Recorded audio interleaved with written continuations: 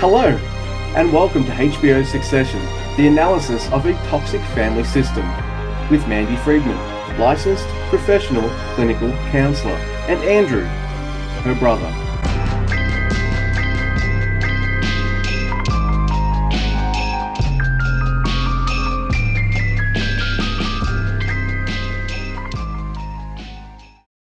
Hello there, Mandy Friedman here, licensed professional clinical counselor, clinically certified domestic violence counselor, clinically certified trauma professional level 2, and the creator of SNAP, Survivors of Narcissistic and Abusive Personalities. We're back talking about Succession, Season 2, Connor Roy, and I'm here with my brother Andrew. Hi, Andrew. Hey, Mandy. I'm so happy to be back and talk about Connor in Succession Season 2.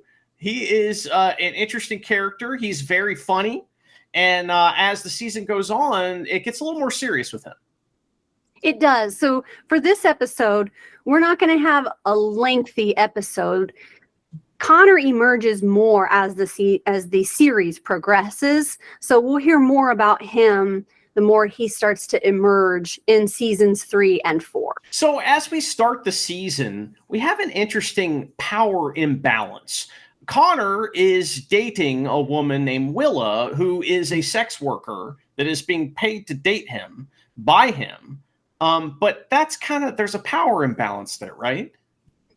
There is. I think that often we look for, is there a payoff here for her? What is she getting out of this? Why is she with him? And it's because she wants to live that fancy life. You know, she wants to put on her play. She wants to get the bankroll on her side to do the things she wants to do.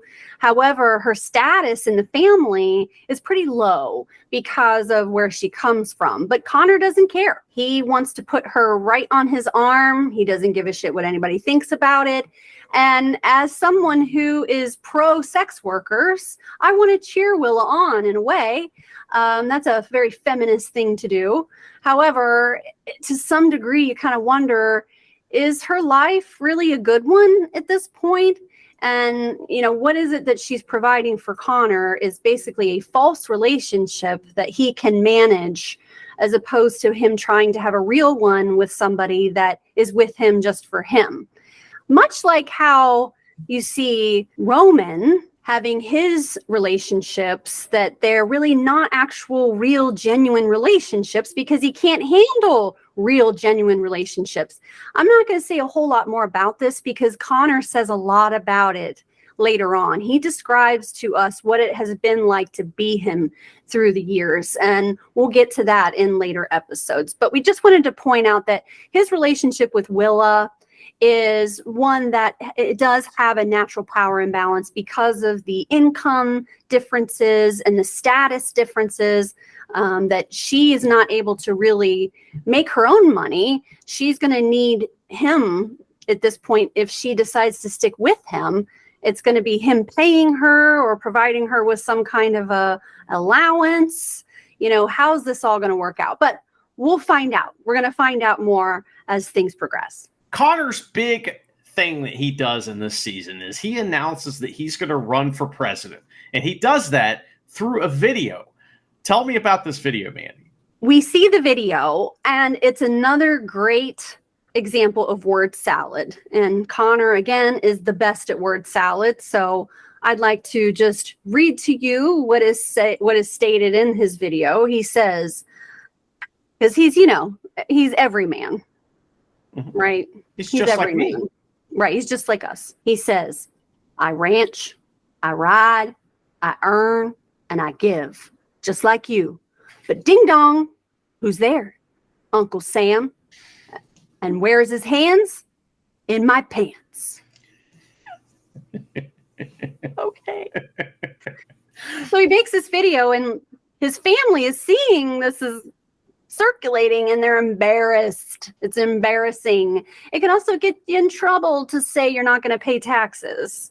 But he told them that this is just beta testing before it goes on, and he Instagrams it and enters into the primary. He's claiming he's not going to pay taxes.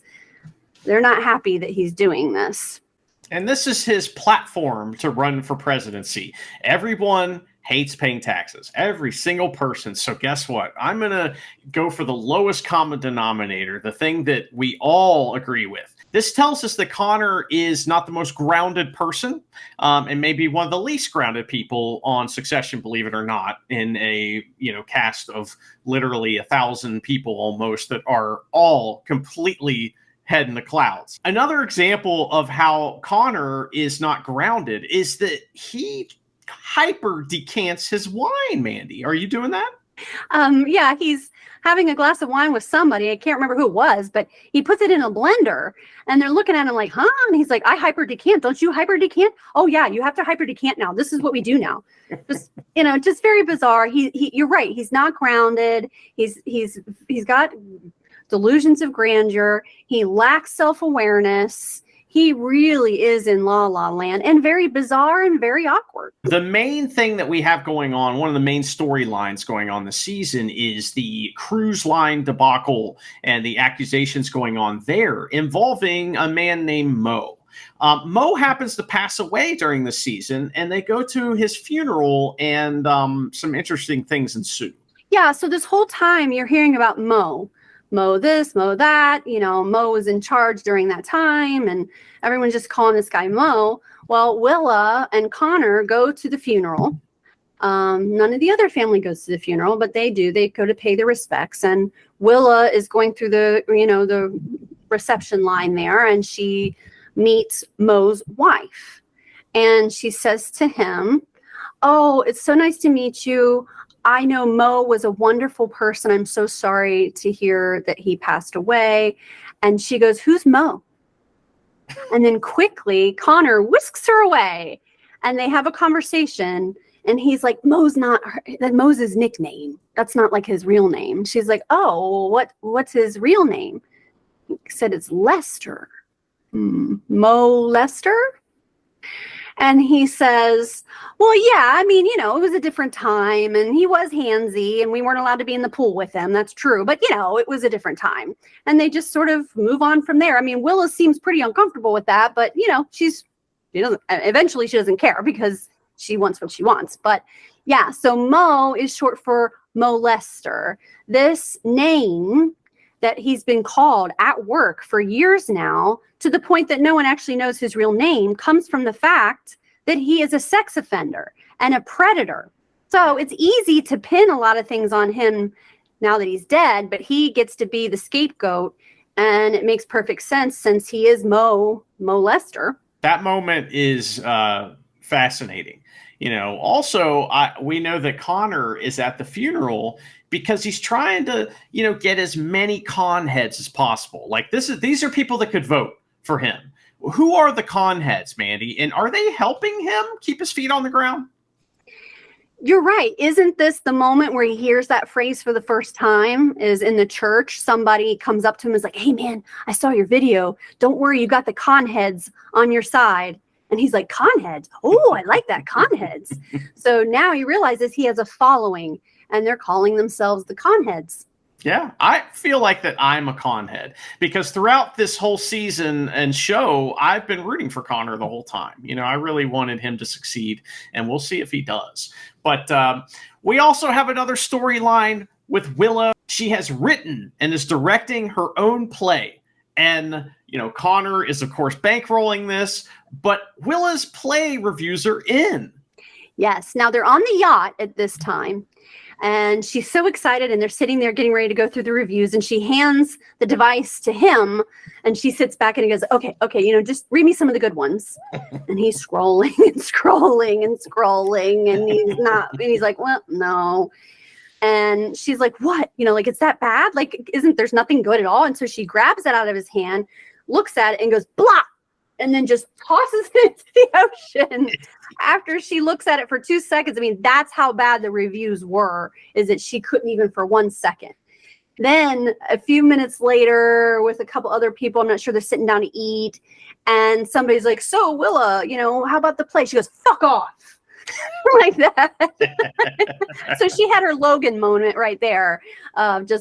She knows well enough what these people are and what they really mean when they're asking her, "So how's the play?" She knows that they're just being passive aggressive and asking her when really they're trying to jab her and be like, so how'd it go? But she says, fuck off. I was like, yeah, Will, you tell him. Willa's play does not have good reviews, but at least it's inexpensive, right? It's not like it's costing a lot of money or anything. Turns out it's costing a lot of money, and Connor is getting a little low on funds. He has two major expenses going on. He's got Willa's play, and now he has the ConHeads to think about in his presidential campaign that he has announced. So he knows where he can find more money. There's one guy you ask your dad. So he asked Logan for more money. How does that go? Connor is excited that he has this following of the ConHeads. He thinks that this is really sort of like moving him forward in it and reaffirming that he definitely should do this. And so he goes to Logan to ask for money because he spent a lot of money on the campaign and Willa's play, and he asks Logan for $100 million. A pittance. Just pocket change, some $100 million. He's not even going to miss it. Logan reacts and says, maybe, but you have to quit your campaign just to financially indicate sound judgment and good intentions. In other words, if I'm going to give you this money, you have to quit your campaign. So there's a transactional relationships. I don't know if Connor is ready to part with a campaign quite yet, but the part that was difficult, I guess, for Connor is that Logan does get pretty nasty at him in this moment of saying exactly what we're all thinking, which was, it's a horseshit pipe dream. Everybody thinks you're a joke and you're a fucking embarrassment to me. Damn. I mean, that's one way to say no, but this is their family. This is how they interact. It does give us a little sympathy for Connor as a character because he seems to be altruistic. He doesn't seem to have bad intentions. He's just looking out for himself, but when he's treated like this by Logan, it's kind of out of nowhere and kind of shocking. But Logan knows how to manipulate his kids, right? This is all part of it. And this is the, don't get too close and he bites you. So you got to go away. So what does Connor do? He comes up with a plan to get his father to like him and think that he's a serious person. Exactly. The crew's crimes are still going on and they still need scapegoats and people to pin things on. And Connor offers himself up as a sacrifice, and he pitches the narrative that actually he's been pulling the strings all along. He's trying to get into his dad's good graces. He needs the money, and he would love to raise his creds with false rumor. So hold on, let me get this straight. Being a criminal, provable, like it's definitely happened kind of criminal.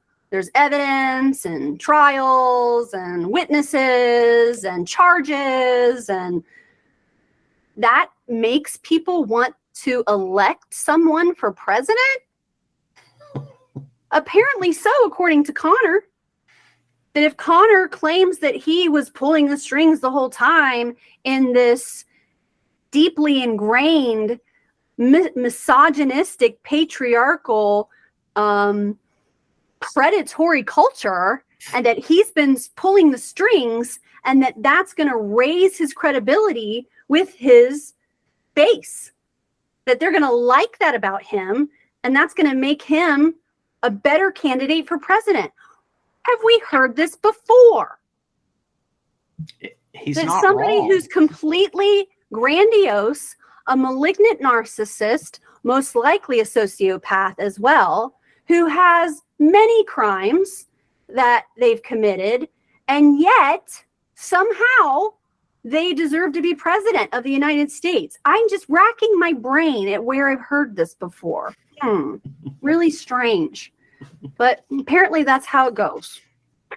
Yeah, well, like you said, Connor has the ConHeads to think about. He knows that they don't want him to pay his taxes, which is a fucking crime too. So this is another opportunity to do a crime or to be looked at as a criminal, but in a way that's like a white collar crime that is like easily waivable. You can waive it off if you are, someone who believes in the cult of personality that is Connor, Roy. It's always fun talking about Succession, and Connor doesn't get into it a whole bunch in season 2, but we're going to talk about a lot more that he does.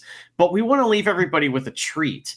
And today, Connor has made for you a salad, and we present that to you now. Hey, if you want to print something in your little book, you may print the following line. Connor Roy was interested in politics at a very young age. I ranch, I ride, I earn, and I give, just like you. But ding dong, who's there? Uncle Sam. And where's his hand? In my pants. I'll tell you what a nice church it is. Connor Roy was interested in politics from a very young age. I'm here as a fellow human to acknowledge that Lester has, as we know, passed on. Lester was a man. Also, Lester was an employee of the Waystar Company for 40 years. And when a man dies, it is sad.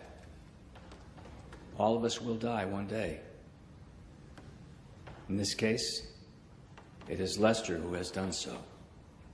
Lester was alive for 78 years, but no more. Now he is dead. Lester's wife is Maria. They were married for 15 years. Now she is sad.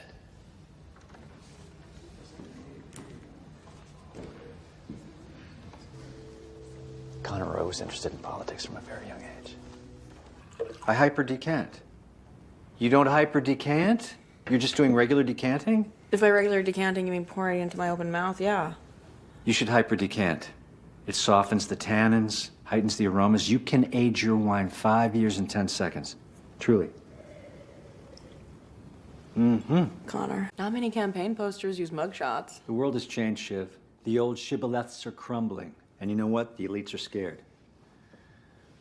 I can see them down there, scrabbling and reconfiguring, with no clue what the whirlwind they have stirred heralds.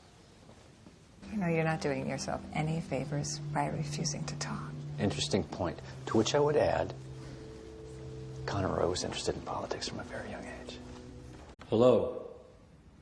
I'm here as a fellow human to acknowledge that Lester has, as we know, passed on. Lester was a man. Also, Lester was an employee of the Waystar Company for 40 years. And when a man dies, it is sad. All of us will die one day. In this case, it is Lester who has done so. Lester was alive for 78 years, but no more. Now he is dead. Lester's wife is Maria. They were married for 15 years. Now she is sad.